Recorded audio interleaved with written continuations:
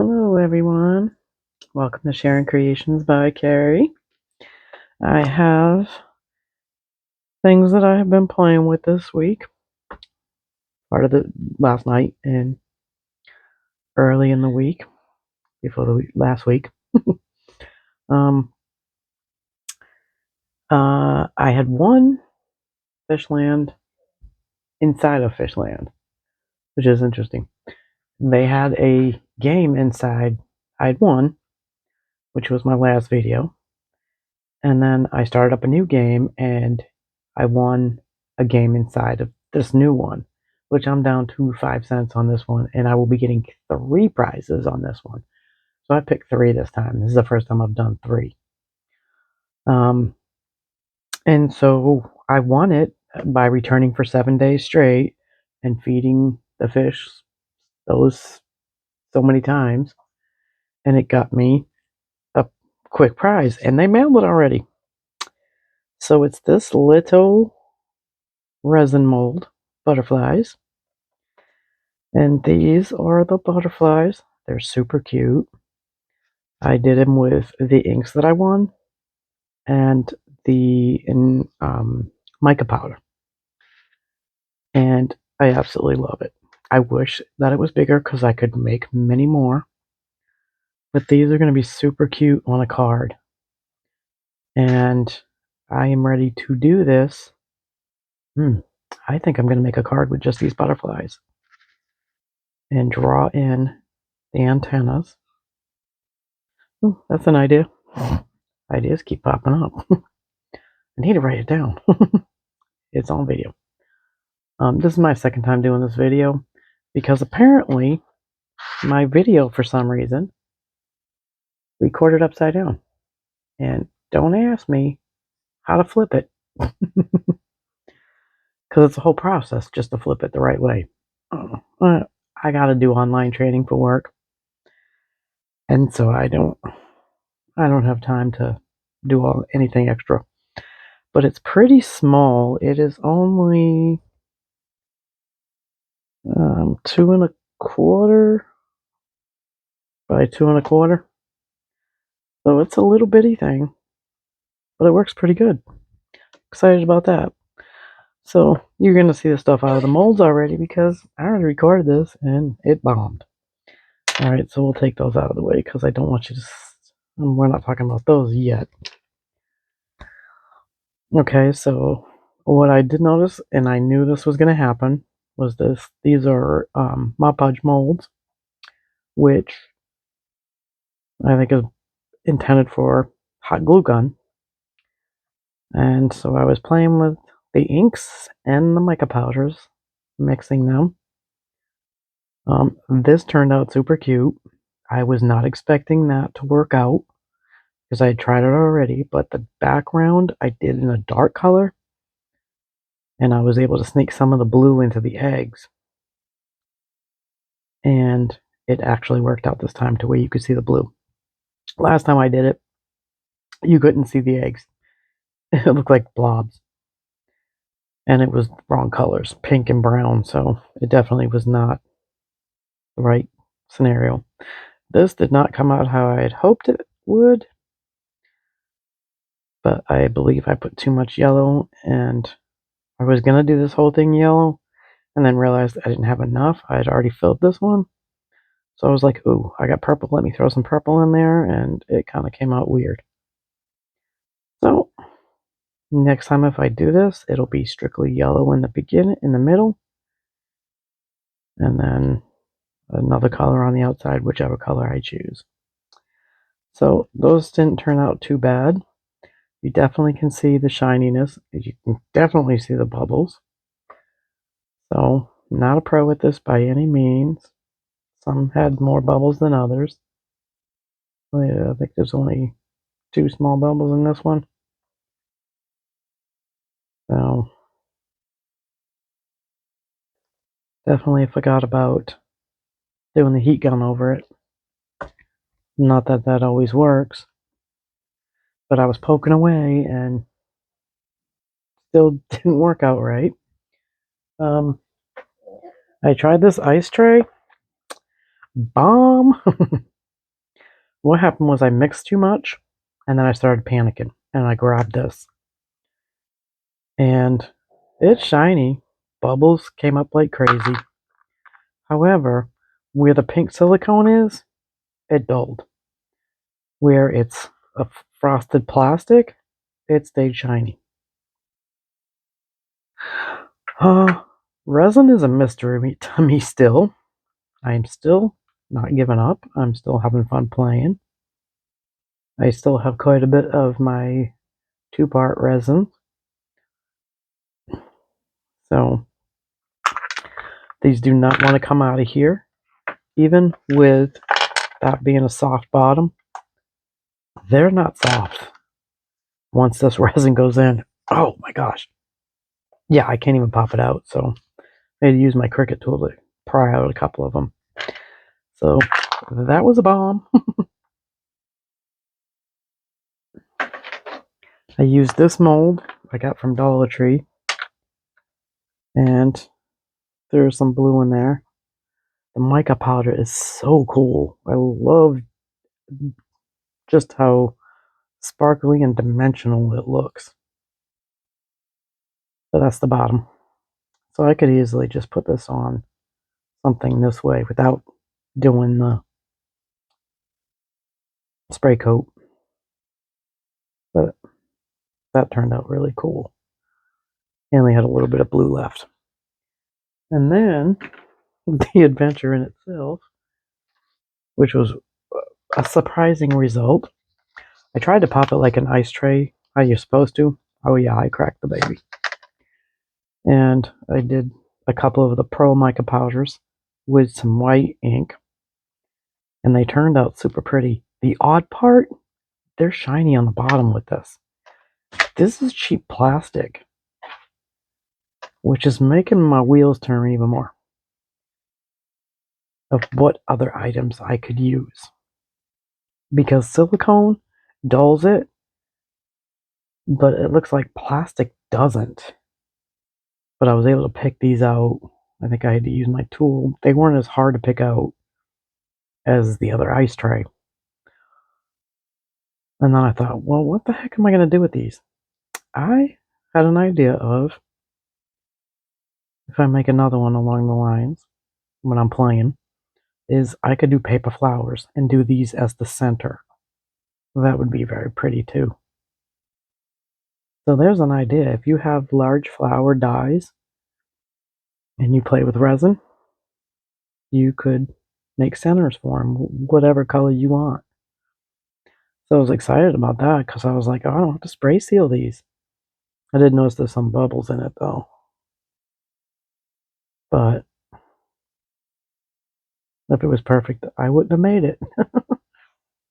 Whoops. But those are super pretty though. The mica powders are really pretty. I mixed this one more and it's got a pearlescent color to it.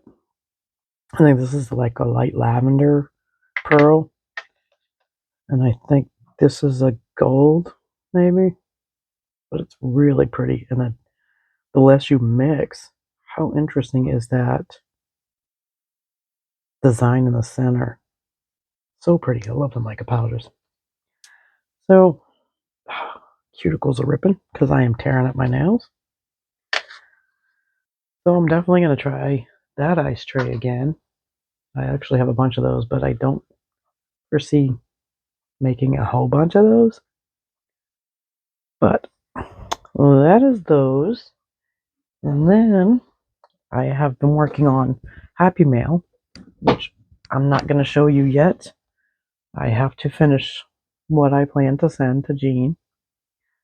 And then I will videotape what I made. And then I'll post it after she receives it. It was funny because we were talking about she's wanted to send me something, and I was like, I want to send you something too. I tend to get carried away, so she's gonna see how much I get carried away. But I'm actually enjoying it, and when you make something for somebody that is kind and a friend, it makes it even more fun. It's not just detached emotions when you make it. It's geared towards somebody, and it makes a difference. So I'm definitely enjoying making things for her. I also played with my embossing powders, and I also played with the scissors. I've had these scissors for like 20 years. I used to scrapbook all the time, or for a while, and I haven't used those scissors much because I suck at cutting with them. As you can see, I didn't do a very good job here. But I was playing with the embossing powders. I was trying to do something that I seen Marian Emberson do, and of course hers came out really pretty. Mine did not. This one's not terrible, but I really had a hard time getting the ink to cover on the stamp and then the stamp to go down completely. You can see it's like blank here, so I mean, these probably won't be finished cards.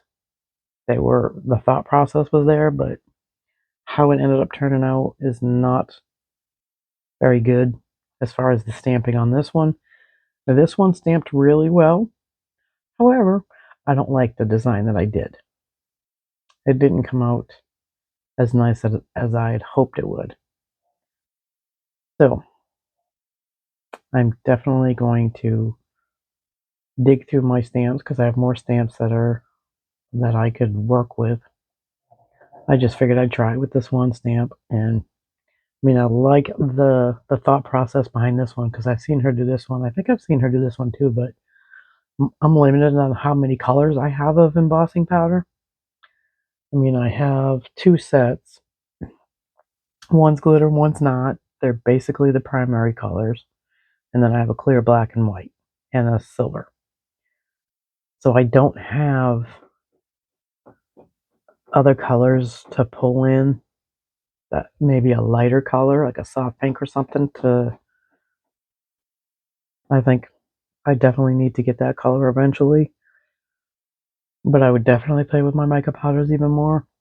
Um, I did the anti-static powder on this and it's still messed up. Even though I did the brush, the stamp just seemed to be messy when I pressed it.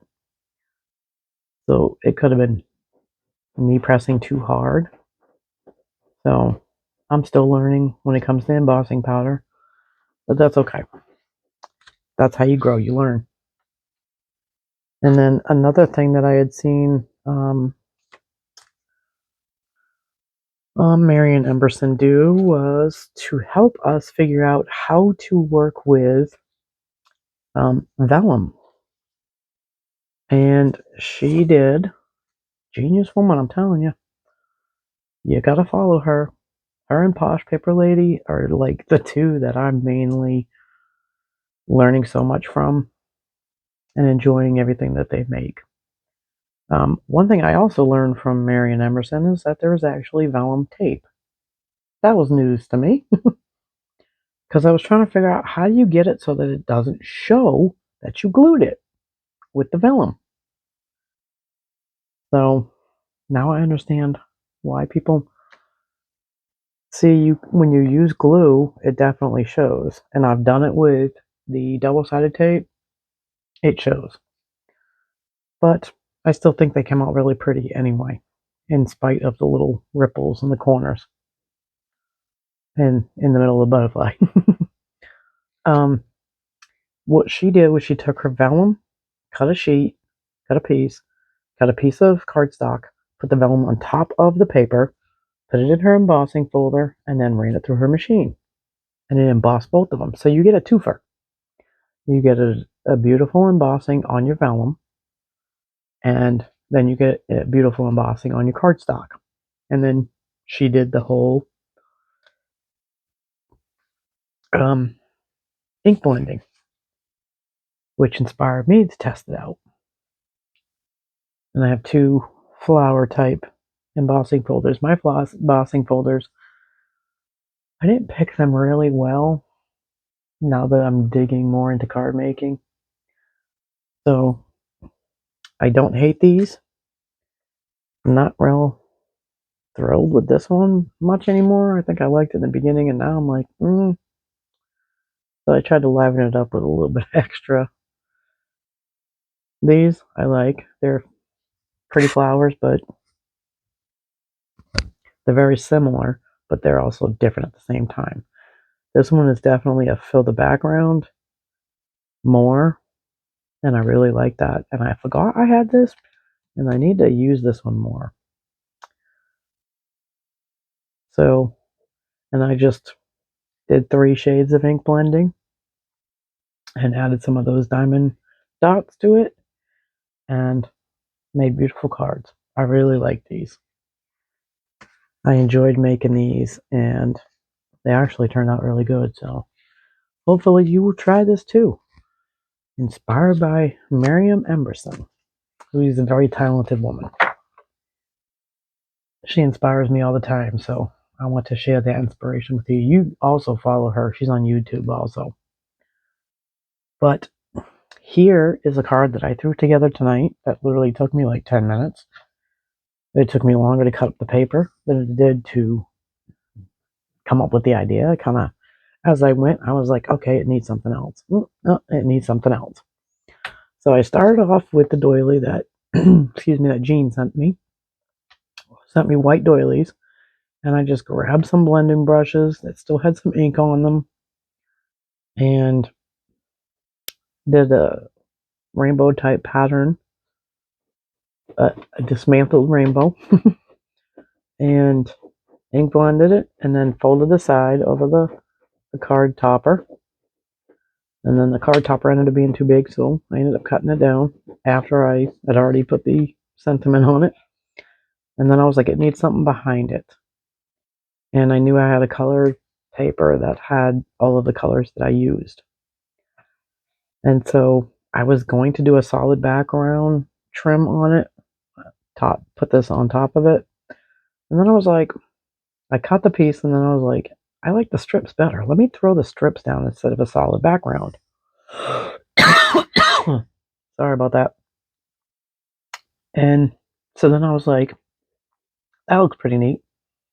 Well, it still needs something else. So I grabbed the diamond dots and put one in, and I was like, well, that's 6 colors. And they always say do uneven numbers.